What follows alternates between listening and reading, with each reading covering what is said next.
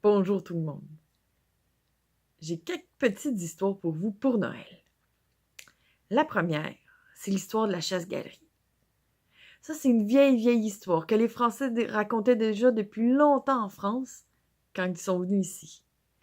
Et puis là, ils ont continué à la raconter ici. Elle s'est transformée. Puis moi, je vais vous la raconter aujourd'hui. Dans ce temps-là, tout le monde avait une terre. Puis tout le monde vivait avec les animaux puis les légumes qu'ils faisaient. Puis dans ce temps-là, il y avait aussi des grosses familles.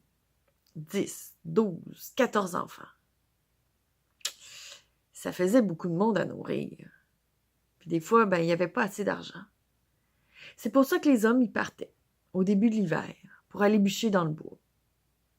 Ils partaient, puis c'était tellement loin qu'ils ne pouvaient pas revenir. Ils partaient des fois 2 mois, 3 mois.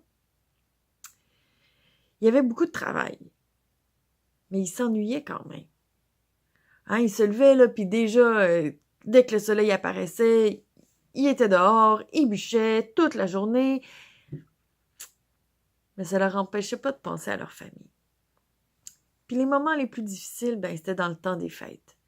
Ils savaient que tout le monde allait se réunir. Puis la journée sûrement la plus difficile du temps des fêtes, c'était le jour de l'an. Là, toutes les familles là, du rang, puis des villages se retrouvaient ensemble, puis ça jouait de la musique, ça se dansait, puis eux autres, ils étaient juste trop loin pour pouvoir y aller. Il y avait quelques-uns qui étaient allés là, dans le camp à côté, mais sinon, il n'y avait rien à faire. Le cook, le cuisinier, a dit, lâchez-moi ça, cette terre d'enterrement-là. Si vous voulez, on peut y aller la voir, votre famille, puis vos petites blondes, là. On a juste à faire la chasse-galerie. Le petit dernier, là, qui faisait son chantier pour la première fois, il dit, quoi? C'est quoi ça, la chasse-galerie? Il dit, écoute, c'est pas bien dangereux. C'est pas bien compliqué non plus. On fait un pacte avec le diable, puis si on respecte les règles, il nous amène n'importe où. N'importe où? Le jeune, il s'est mis à rêver de retourner dans son village, puis peut-être de revoir sa petite blonde, là. Quand le coq a dit « Venez-vous-en, on va y aller », lui, il n'a pas hésité. Une fois rendu dans le canot, le cuisinier a dit « Écoutez, on va partir, mais il y a 3 règles à respecter. Il ne faut pas sacrer, dire de gros mots. Il ne faut pas boire d'alcool. Puis il faut être revenu avant que le soleil se lève pour pouvoir travailler toute notre journée. » Parfait. Les gars, ils ont dit « Il n'y a pas de problème. » Et là, il a dit la formule magique que les autres ont répétée. Acabri, acabra, acabram. Canot d'écorce, envole-toi. À ce moment-là, le canot s'est mis à glisser sur la neige. Il glissait, puis il s'est envolé. Oh, toujours de plus en plus haut, puis au-dessus de la forêt. Ils sont sortis de la forêt, sont arrivés dans les premiers villages. Puis là, le jeune, il a reconnu le clocher de son village, celui de la Valtrie. Mais le canot s'est arrêté. Et puis là, ils ont regardé dans toutes les maisons pour trouver où est-ce qu'il y avait la fête. Ils n'ont pas trouvé. Ils ont juste vu une vieille dame qui leur a dit « Écoutez, il n'y a personne ici à soir. » Ils sont tous traversés de l'autre côté, à contre-cœur. Les gars, un petit peu à contre-cœur, ils sont retournés dans le canot, puis ils ont redit la formule magique. Acabri, acabra, acabram, canot d'écorce, envole-toi. Il a traversé le fleuve. Et puis là, ils sont arrivés à contre-cœur.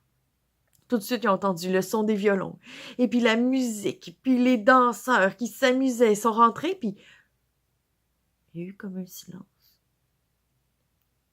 Tu te demandais comment que les gars ils avaient réussi à venir. C'était loin, les chantiers. Les gars disent « Ah, écoutez, là, on vous expliquera tout ça demain à soir, là. On a le goût de danser puis de fêter nous autres aussi. » Ils les ont accueillis. Et puis tout le monde s'est mis à danser sur la musique.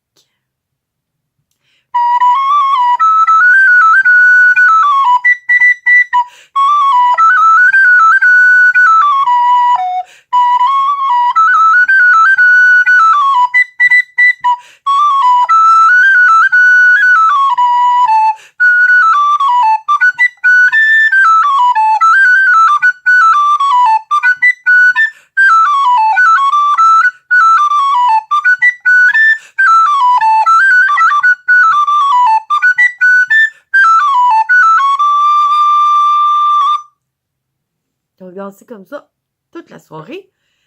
Puis là, rendu aux petites heures du matin, ils ont dit « Hey les gars, il faut qu'on y aille, il faut qu'on y aille! » Fait que là, ils se sont tous rassemblés. Puis là, ils se sont comptés dans le canot. Il en manquait un. Il manquait Baptiste. Ils sont retournés dans la maison, puis là, ils l'ont vu. Oh non! Baptiste, il n'avait pas respecté la règle. Puis il s'était mis à boire. Ben là, les gars, ils ont eu peur. Ils voulaient pas retourner dans le ciel puis risquer de tomber. Fait qu'ils l'ont attaché avec une grosse corde, bien comme il faut. Ils ont mis un bout de tissu dans la bouche pour pas qu'il parle, parce qu'ils savaient que lui, quand il buvait, ben il arrêtait pas de sacrer puis de dire des gros mots. Vraiment, c'était trop dangereux. Alors ils l'ont attaché. Puis ils sont partis. Acabri, acabra, acabram, canot d'écorce, envole-toi.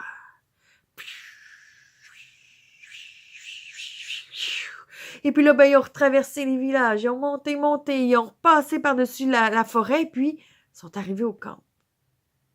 En fait, ils étaient presque arrivés. Que Baptiste, qui était dans le fond, lui, il n'était pas content de s'être fait attacher comme ça. Pendant tout le voyage là, il avait tourné d'un côté, puis tourné de l'autre. Puis là, les cordes s'étaient déloussées. Il avait réussi à enlever le bout de tissu dans sa bouche, puis il s'était mis à sacrer, puis à dire des gros mots, un après l'autre. Ben là, quand Diob a entendu ça, il s'est dit là, mes règles n'ont pas été respectées. Il a lâché le canot, qui est tombé. Et puis là, il est tombé sur un gros sapin, puis les gars, un par-dessus l'autre, bang, dans la neige. Heureusement que la neige était là. Mais le lendemain matin, ils ont été retrouvés en dessous du sapin. Les gars qui les ont retrouvés, ils s'étaient dit, eux autres, ils ont un peu trop fait la fête en dessous du sapin. Mais eux autres, ils ont juré toute leur vie qu'ils avaient bien couru la chasse-galerie. Voilà l'histoire.